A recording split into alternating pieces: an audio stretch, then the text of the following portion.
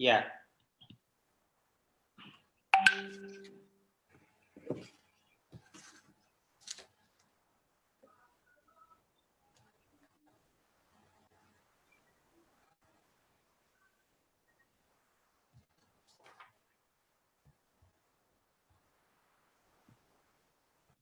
So good afternoon, everybody, and thank you so much for joining us for our lunchtime live today.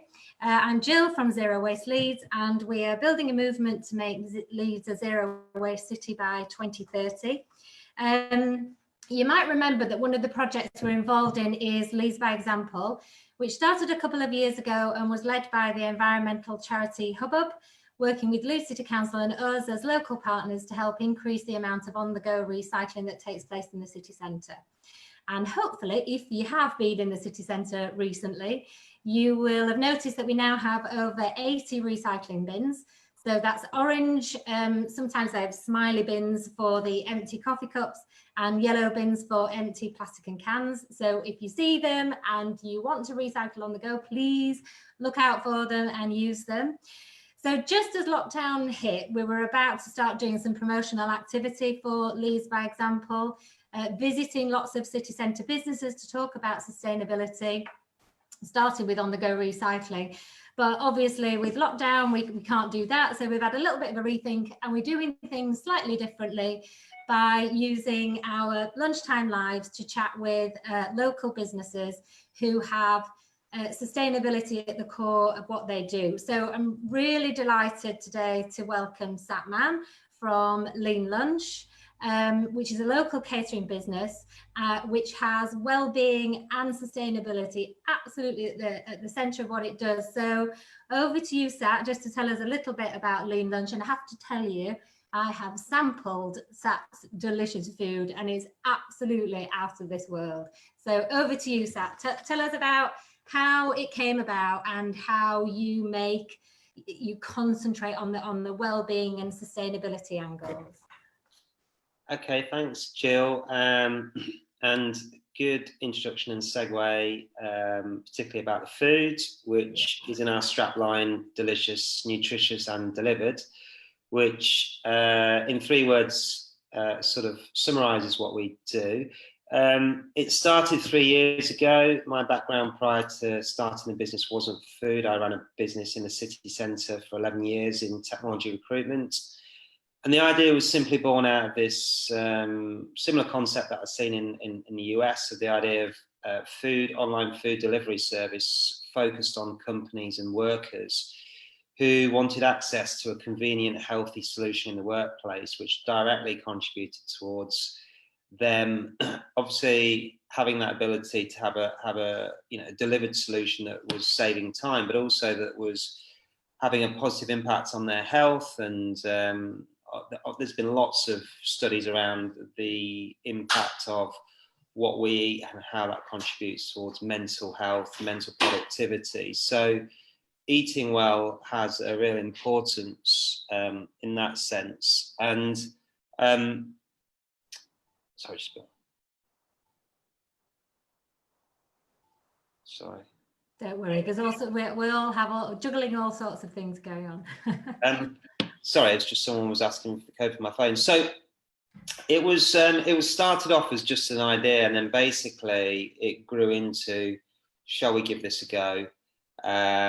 We did some tests, we did some trials, got it off the ground, and from the start, the other thing that I was clear about was to do it in the most sustainable way. So that meant owning the whole thing, from food sourcing, food production, through to the delivery. So we were trying to make sure we use suppliers that are local. We focused on an online system that was pre-ordering only, so that there's no food waste. So we only source and produce the food that's made. We use compostable packaging, which I know has its challenges in terms of how well it's composted, but we use compostable packaging made from plants. And then we deliver ourselves using cargo bikes that we imported from Denmark. So we cycle our food in. So we try, and it's all zero carbon delivery. We've recently done that with a van, and that's also electric. So that's the model, that's the solution. So eat well for yourself and look after the planet while you're doing it. Yeah, fantastic. And I used to work in the city centre, and you know, you get into your daily routine of nipping out for a sandwich at lunchtime, and then there are things to tempt you at the counter as you're paying for your sandwich and your coffee. And you know, by 3 o'clock, your energy levels have dipped, and you reach for the digestives or the chocolate biscuits. And the idea is actually, if you fuel yourself up on really good healthy food at lunchtime, which you can provide, that you sort of, you know, you don't have that afternoon dip. Yeah, I mean, one of the things one of our a couple of strap lines. One is you know, is banish the beige.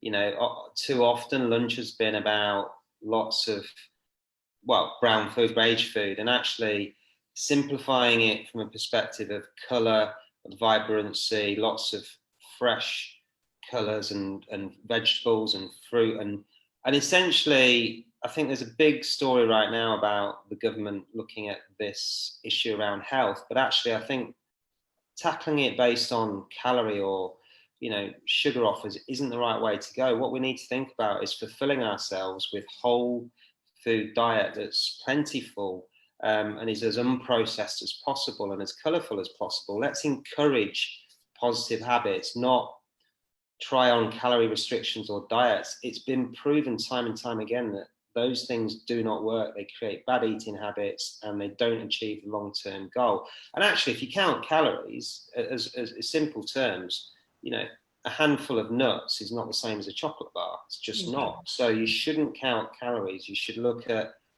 we need more education around this and more awareness around what are the types of food groups we should aim for. That will help massively. And that's what we try and do when we put into our food. We don't talk to people about restriction or diet. It's not about muscle gain or weight loss. It's about eat as much a plant-based diet as possible, regardless of whether you eat meat or fish, and eat fresh, healthy food regularly, consistently, and you will see positive results. And I think that's a really striking thing about your food, is that it does just look so appealing, the colours and the way it's presented. So give people an idea of what they could expect, and if they booked you for catering, what they could expect as the menu. Well, it's interesting because when we first started working with companies in Leeds, I would say 3 years ago, we were probably one of the first companies to start introducing things like quinoa into the workplace, as into meetings and events. That didn't, it existed in places, in shops, you could go and buy it, but meetings and events, it's all just homogenous, you know, triangle sandwiches, crisps, and you know, sweets. But the sort of things we do is it's about getting a good variety of vegetable into it. So colour comes from the vegetables, peppers, courgettes, you know, salad that's green, and using complex carbohydrates like rice noodles, quinoa, using spices and colours like turmeric, which, you know, if you put turmeric through noodles, bang, you've got loads of colour, but you've also got loads of health benefits. And then having good fats and having protein, whether it's tofu, prawns, or chicken, healthy protein. But what you've got at the base is you've got a meal which is probably 70–80% whole food plant-based with some protein next to it. And it's got complexity of flavors. And I think food is emotional in the sense that we start with our eyes, and then it's the smell and the taste. And that is what we focus on. We don't focus on it being, you know, healthy has a bad label. Selling health is really hard. You know, we eat emotionally, and that's why you create habits, because you enjoy something. So I'm a massive foodie. So the sort of things you can get from us, things like a Mexican goodness bowl, which has got quinoa, guacamole, slaw, black beans, loads of, you know, cashew sour cream, loads of really healthy stuff all thrown into the mix. Very complex for you to make for yourself, because you'd have to have all these components. So it's about bringing that into your routine, into the workplace. We've had raised eyebrows. We've had people, there's a machoism around healthy food. I'm not eating that, you know, that sort of thing. But once people have tried it, it's a different ball game altogether. Like, wow, that tastes good. And then afterwards, like you said, they feel good. And that is what food should do for you. It shouldn't make you want to fall asleep at 3 o'clock. You know, we say beware the 3 p.m. slump, where you're like, oh, I need some chocolate, I need a coffee, I need some biscuits. That's because you haven't eaten a good meal which has got the right balance across your blood sugar levels. Yeah, there's a lot of science behind it. Yeah, you're right about the number of ingredients. So your food is so varied. You know, you present the most beautiful selection of things, which can be quite difficult for people to do themselves, because they'd have to buy a load of stuff. And then, you know, by the time they'd used it, some of it might have gone off a bit. But you tackle waste by only, you use local suppliers, and it's pre-order. So you know exactly what you're preparing and exactly how much you need, don't you? Yes, and the stats behind food waste, just the headline stats is, and this comes from the UN, is that 30% of food that we produce throughout the supply chain, that's from farm to fork essentially. So that might be lost at production through to actually packaging through to buying. Yeah. But 30% is wasted, and that contributes 10% towards greenhouse gas emissions. Now, when you consider that, that's a huge amount that people aren't aware of the impact of. If you go into a retail store, it's inevitable, and this is their model, and it's the way they work. They have to stock more food than they're going to sell, because they don't know how many people are going to come and buy X product. So they always have to have more. And when you look at fresh food like we make, it's perishable. So once it's wasted, it passes its sell by, its best by, it's done. They might discount it, and they might end up giving it away to charity, but it's still gone through that life cycle. But if you simply just plan ahead and pre-order your food, so for 1 o'clock, by 1 o'clock today, you have to order for the next day. That simple measure means that you're only asking the company to produce food that you're actually going to eat, which means we only sort. So that's already working in a very impactful way. Now, that's a behavioural change that we've been trying to get across to people. And it's difficult because, as I said, health's a hard sell. And I think the climate is, in its own right, a hard sell. I don't think it's straightforward for people. People aren't necessarily cognizant of how much of an emergency it is that we start to. But these solutions, when you think about it, Jill, they're not asking people to change. We're not asking people to stop eating. We're encouraging people to eat well, but just eat more mindfully and order in advance. And if they're doing that for themselves, actually, even better. I'm not saying use us, but think about food waste as a really important way how day to day, week to week, you as a person, an individual, a family can have an impact. Look at food waste in that way. Yeah. And then do you want to tell us a little bit about how people access your deliveries? And you were telling me before, we had a bit of a chat before, you've gone into home deliveries, and you've got a new offering called Good Box. Do you want to tell people how they can access your services, and tell them a little bit about the stuff that you offer? So we're online. We don't have a physical shop or cafe or anything, which obviously worked in our advantage during the recent situation. Prior to lockdown, and we were delivering specifically for employers and employees in the city centre, so we lost that all overnight. But we decided to continue and quickly pivoted to home delivery and started to introduce doing some produce delivery. The way you order is, as I described, you pre-order. We have 10 days worth of menu available on our site on a rolling basis. So you can always look 10 days ahead and say which days you want the delivery. You just go online, and it's leanlunch.co.uk, and you place your order for which day and what you want. There's always a range of food that's vast majority of it's gluten-free, just because that's the way we produce ingredients. Always have vegan, chicken, fish meals. And essentially, we used to deliver to the city centre or workplaces. We now deliver to home. It's been challenging, no question, to go from losing all of our revenue to trying to build a home model. We've also done a lot of work where we had a crowdfunding campaign and done work for the NHS and charities where we've produced meals for cost.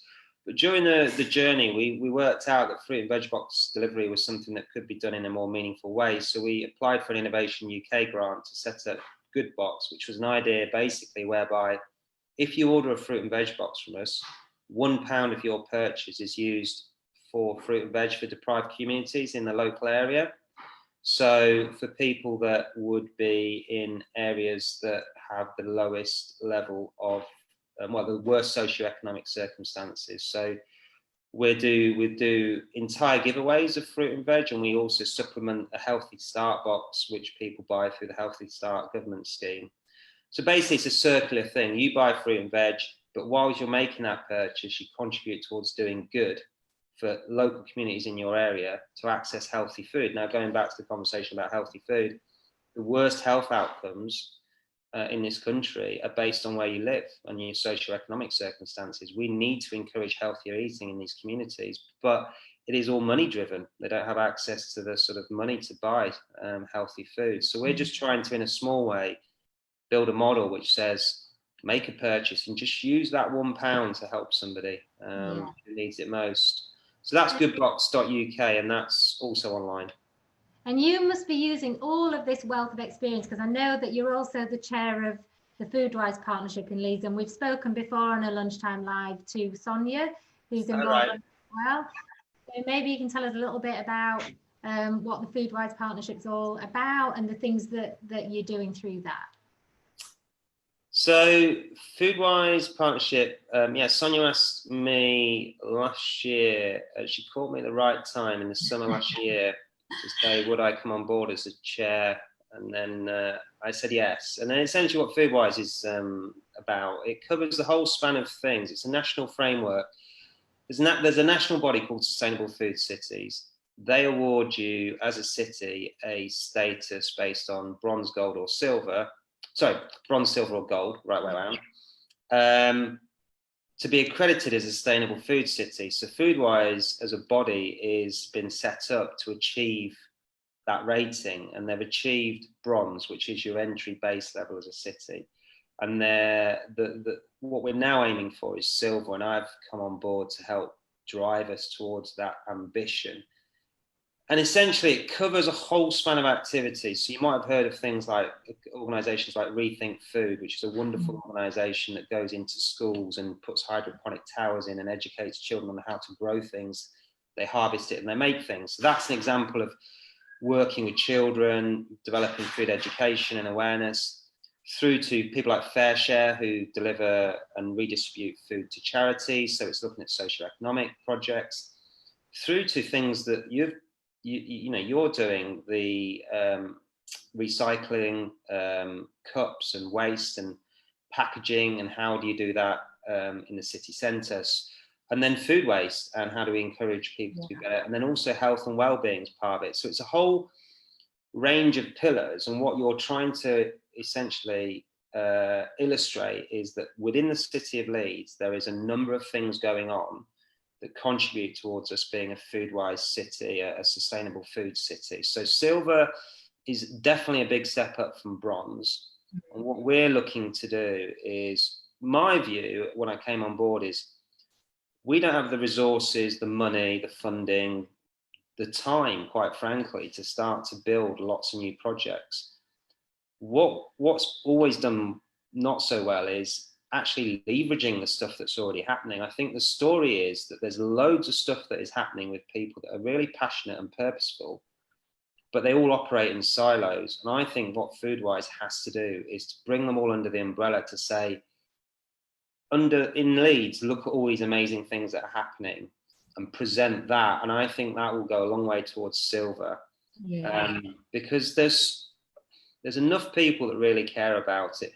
The unfortunate thing with all this, I don't know what your views are, is how little funding there is for something so important. Yeah, no, I think you're absolutely right. I wonder do you think the current ambition of the government to tackle obesity, will that make any difference? Do you think some funding will come via that? Well, my view on that is that for us to tackle that, we have to tackle socioeconomic circumstances, because that is the crux of the issue. For people that are fortunate enough to make choices, healthier choices, they generally tend to have better incomes. It's sort of that simple, really. Yeah. Which means, to get to the root cause, it's not enough to say we're going to do take away 2-for-1 offers or stop advertising. That's not the problem. It's about food environment. If you are surrounded by poor food choices that are cheaply made and cheaply sold, it's, well, I wouldn't say it's impossible to get out of, but you have to be an outlier to get out of that situation. You have to be somebody that says, I'm going to ignore all of that and I'm going to go and find myself fresh whole food, and I'm going to make it, or I'm going to, well, they're going to have to make it because they can't afford to buy it. Because if you're buying healthy food, that's the other thing, it can be quite expensive. So do I think the government will help? I've not heard or seen anything in what they've announced that I think gets to the close to the problem. I think in this country we need to overhaul our entire approach towards health and to the environment. I think it needs to become the top of the agenda. We've just come through a global pandemic, we're still in it, and it's a health crisis, yet we're not really thinking about it in the sense of it's a health crisis. So if we all work towards improving our health over a 10, 15, 20-year plan, that'll have a massive impact on reducing a burden on the NHS, giving us more tax money. But also, like, if we eat more plant-based, it's not about, we don't all need to be vegan. None of us needs to be vegan. Let's just eat more plants because it's good for us. And by default, it's better for the planet. Yeah, something that you said there really resonated, I think, in that, the work going into schools to work with children, to teach them about food and how to grow food and how to prepare food. Because, healthy food really does not have to be expensive, but you do need to know how to put meals together, how to really include a lot of vegetables in what you're eating, because vegetables are not expensive and it can really make something go a long way. So just as an example, if I ever make a bolognese, it would be 2/3 probably of minced veg, and that's anything I've got in the fridge that goes in the food processor with the meat that I'm adding, and a tin of tomatoes, and that makes that the expensive bit, the meat, go a much further. It makes it taste more delicious, and it's so much healthier for you, and it's cheaper. So we need to get back these skills back, don't we? Yeah, I mean, that in a nutshell is a perfect example of what I would say is a solution to what we're thinking about. So how do you make it practical and simple and affordable? Yeah. That is what you've just described, but that is a long way from people who haven't had that, who haven't got that, ability to cook and need that education. And you've got wonderful things like, there's cooking places where you can go and learn these skills. Ministry of Food is a wonderful place. You've got Zest that are doing wonderful things. That's right. But again, it's very small, underfunded, reliant on a lot of passion and purpose.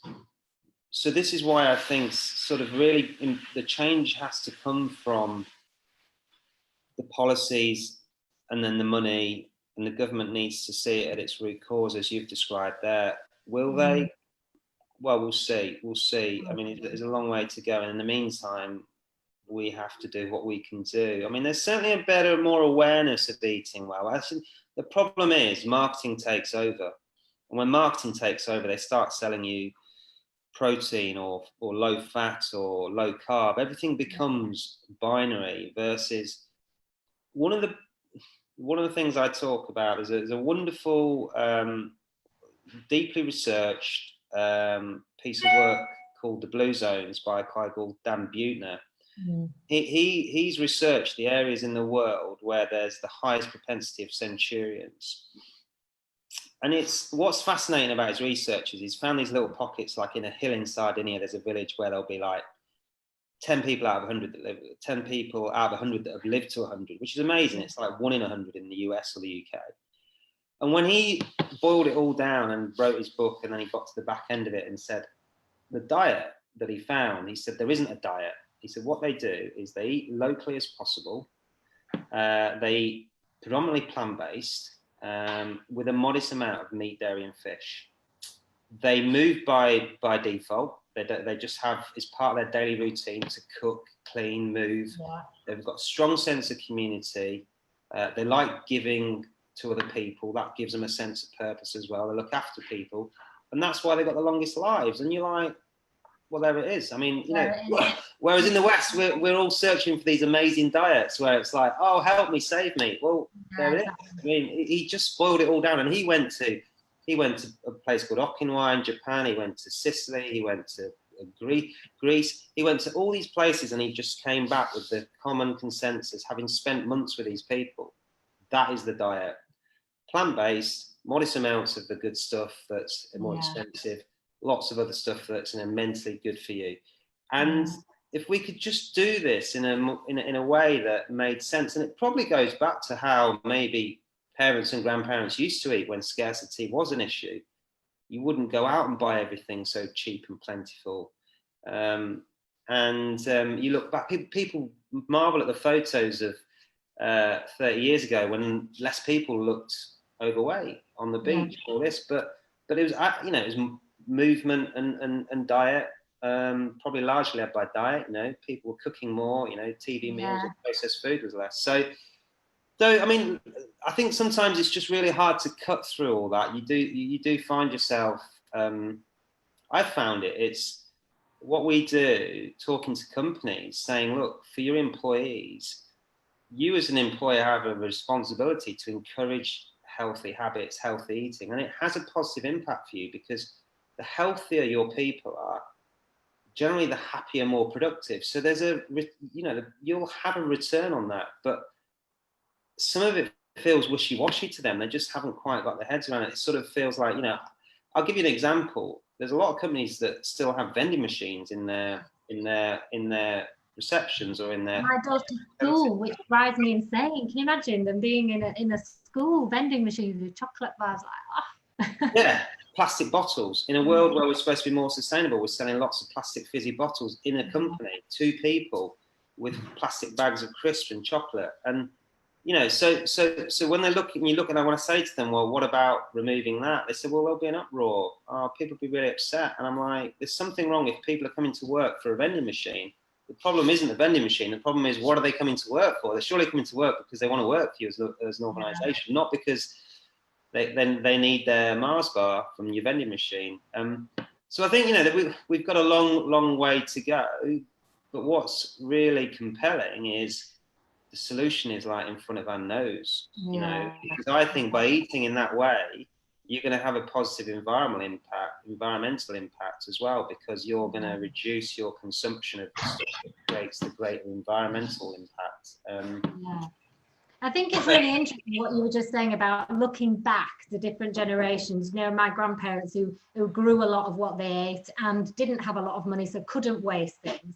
And there have been some stats that have come out during lockdown to show that people have been a lot more interested in things like composting, growing their own. And there was some WRAP stats that showed that there was something like a 34% reduction in food waste in our bins.